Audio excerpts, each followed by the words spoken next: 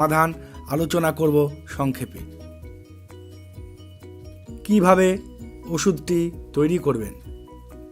অর্শের এই আয়ুর্বেদ সম্মত ঘরোয়া ওষুধটি তৈরি করতে আমাদের সর্বপ্রথম প্রয়োজন গাজর।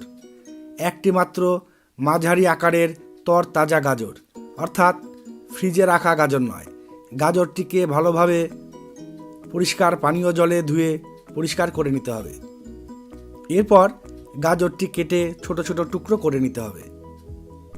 এবার একটি সসপ্যান বা কোনো পাত্রে 1 গ্লাস পানীয় জল নিন।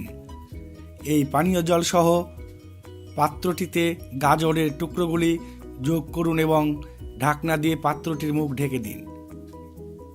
অল্প আঁচে অর্থাৎ একেবারে নিম্ন আঁচে গাজর সহ জলটিকে সেদ্ধ করুন 15 থেকে 20 মিনিট। 15 থেকে 20 মিনিট পর 15 থেকে 20 মিনিট পর আঁচ বন্ধ করে জলটি ছেঁকে নিন। মনে রাখবেন, এই জলই কিন্তু আমাদের প্রয়োজন।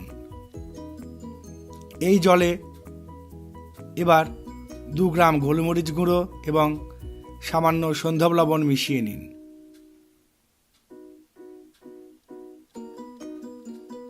গাজরের এই জুসটি সকালে এবং বিকেলে অর্থাৎ দিনে 2 বার করে খেতে হবে।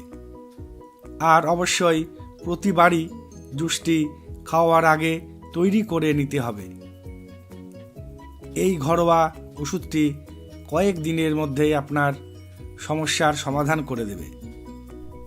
আর অবশ্যই মনে রাখতে হবে যে পাইলস বা অর্শরোগ থাকলে কিন্তু কোনো গুরুপাক খাবার, বিশেষ করে মাংস, লুচি, পরোটা, খিচুড়ি বা কোনো রকম তেলে ভাজা খাওয়া চলবে না। শাক সবজি বেশি খেতে হবে, বেশি জল পান করতে হবে, আর মদ্যপান সম্পূর্ণরূপে নিষিদ্ধ। সকলেই ভালো থাকবেন। ভিডিওটি দেখার জন্য ধন্যবাদ।